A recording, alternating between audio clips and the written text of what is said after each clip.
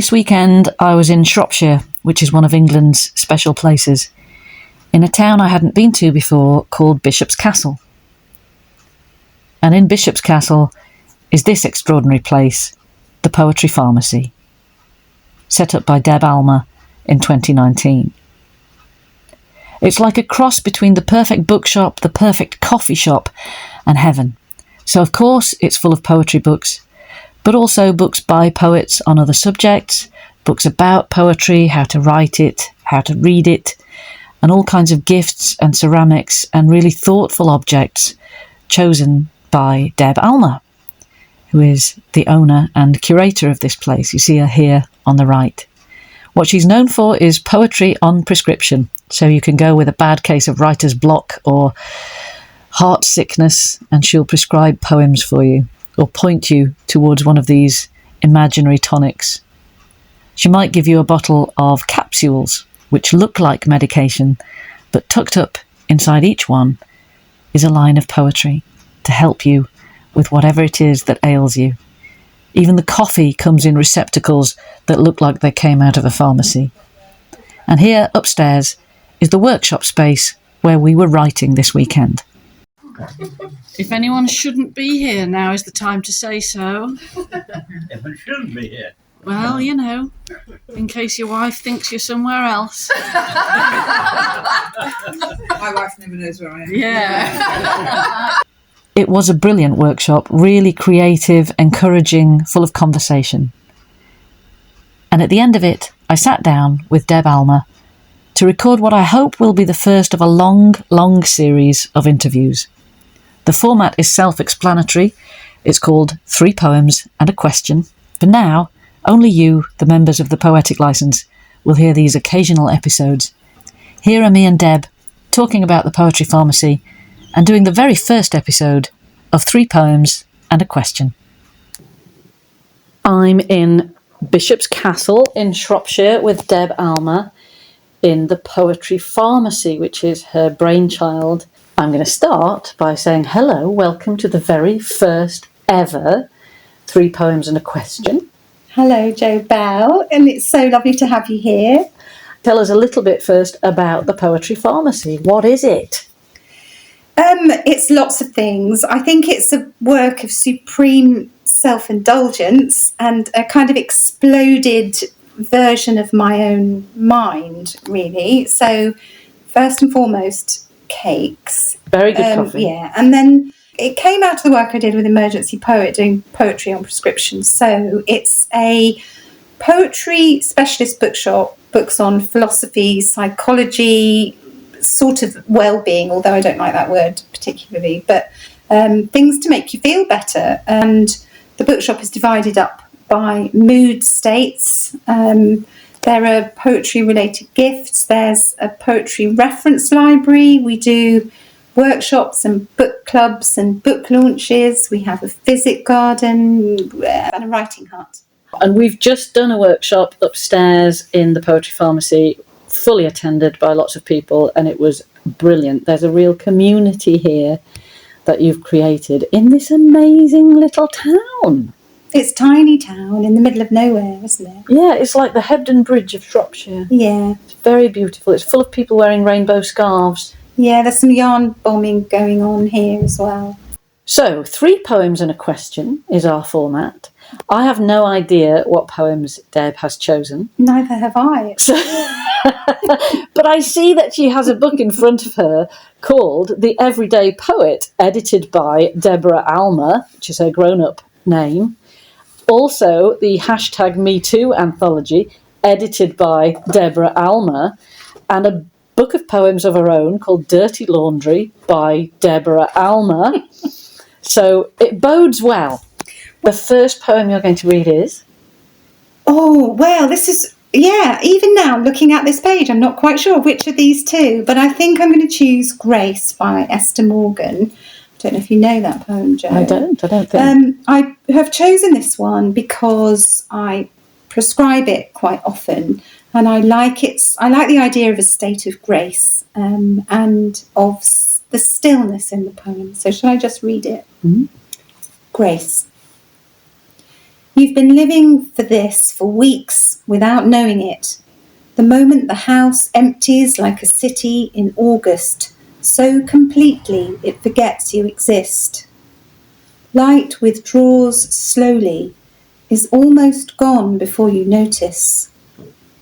In the stillness, everything becomes itself. The circle of white plates on the kitchen table, the serious chairs that attend them, even the roses on the papered walls seem to open a little wider. It looks simple, the glass vase holding whatever is offered, cut flowers or the thought of them. Simple, though not easy, this waiting without hunger in the near dark for what you may be about to receive. I love that. Cut flowers or the thought of them. And such a poem about stillness, and we're sitting in an English market town on a Sunday afternoon when it really is very still and quiet, with that particular quality of bliss, really. So that's lovely. That's Thank nice. you. Yeah, I like that. That it's a poem of optimism as well, but also of noticing the small and the beautiful. Yeah. It reminds me of a poem by Elaine Feinstein called Getting Older. Oh, I love that poem. Yeah, the first surprise, I like it. Yeah. And she talks about hot coffee, freesias on the kitchen table. Really simple things, and it's an exhortation to pay attention. Yeah, absolutely. Brilliant, thank you. So, what is your second poem? The second poem, I think, is going to be, this poem has a lot of meaning for me. Back in, I think it was when was it, the Harvey Weinstein stuff? 2017, was it? 2018. Like that, yeah. And I edited this hashtag #MeToo Women's Poetry Anthology. And one of the poems is by Ros Goddard, who you know very well, and is a good friend of mine. And the poem is called This Poem Is For You. And I didn't know till later that she wrote it for me. So it is a poem written for me by a friend for this book that is, I think, maybe one of the proudest things I've ever done, putting this book together. It was a wonderful thing to make. So This Poem Is For You by Ros Goddard. Carrying a bale of warm towels, house low lit, quiet.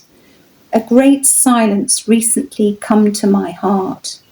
A long quiet, such as one might find buried in a seam of coal. I think of your darkness far away, weightless as a crane fly. On the stairs I stop halfway and remember, as every so often I must do, of being scattered in the tread of your boot. Of women gathering me in boat arms, attending there as one dawn gave way to another until I was strong. I remember, and though my front is soft as lawn, as milk, a buried lesson is diamond in my bones and seems to shine.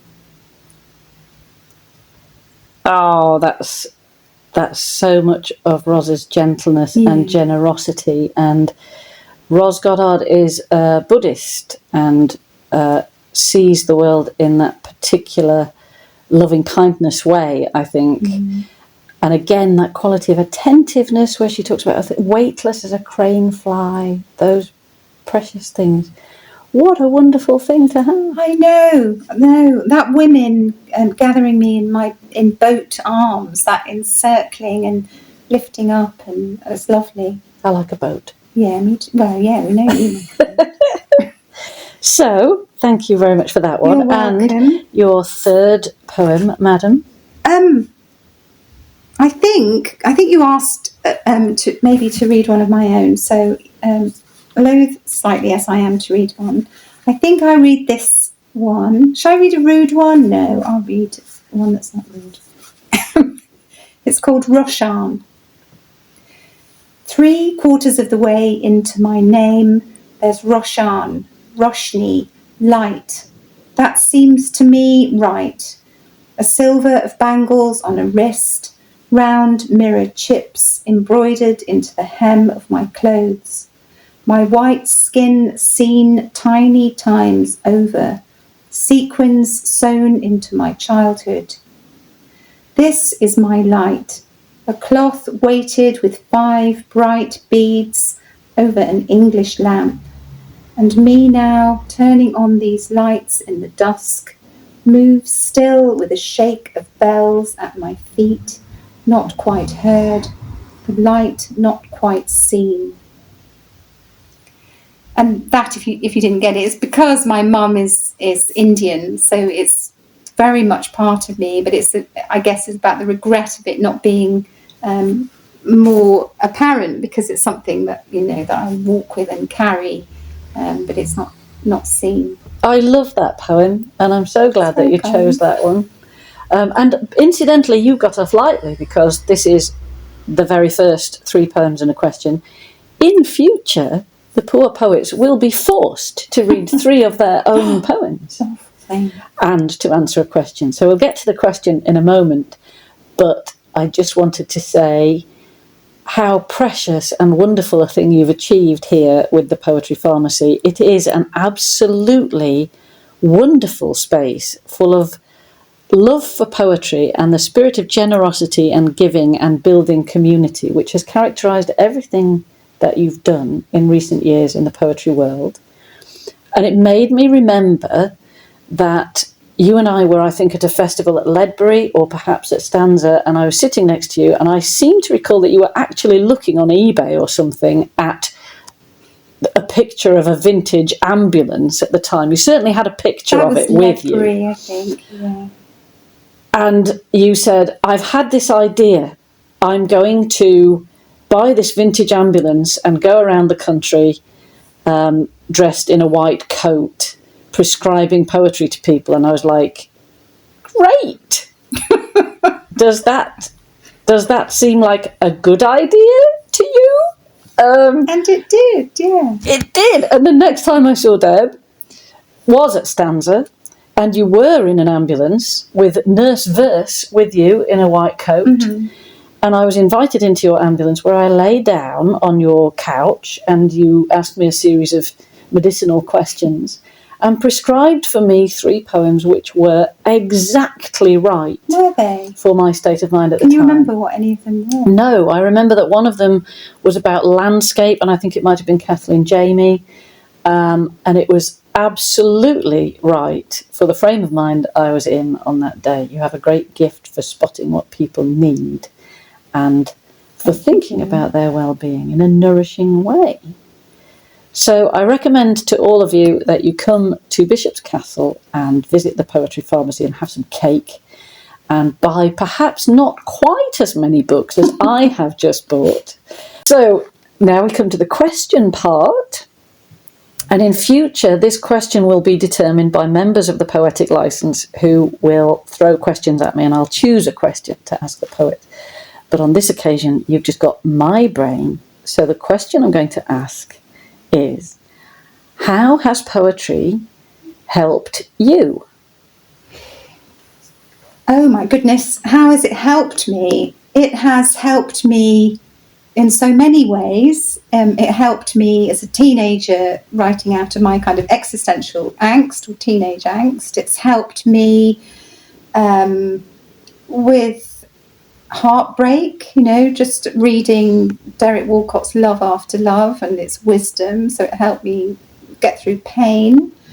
And it's helped me, I worked with people with dementia, so it's helped me have, and then emergence poet, and now this, it's helped me with my job, now it's my living. So, and most of all, I think you and I are both believers in the community of poetry, and you describe this as a generous place, and you are that too, and so it brings me lots of it sort of reinforces. People come in and they say, this is lovely. And I say, oh, you're lovely to say that. And then everything is lovely. I think, yeah, and I think poetry also is a kind of anti-bullshit machine, that when you're sitting in a room with people and reading poetry or talking about poetry, you go very quickly to the things that genuinely interest and concern them or worry them. Yeah. It's actually pragmatic in that way, and I don't think many people see it as that. But yeah, it's boiled down. And it can be a shortcut to intimacy, actually. Yeah. That it's kind of, let's not bother with small talk. Let's talk about Retke or Derek Walcott, or we've just been reading Kai Miller poems in our workshop, or Helen Mort, that it gives you a shared language in which to talk about high emotion, recollected in a time of tranquility. Yeah. And the human condition in an intimate way. Yes, I believe that. It's the most intimate art, I think, beyond all of the others. And one of the cheapest, which I think is nice as well. Really cheap. All you Well, need not is a for pen. you today, I think. No. Well, no, not for me today, she says, bundling into the back of her car all the books, many of which are going to be giveaways for the Poetic Licence. So thank you for having me here today and for being our very first poetic guinea pig. It's been an enormous pleasure, Jo. Thank you so much for coming.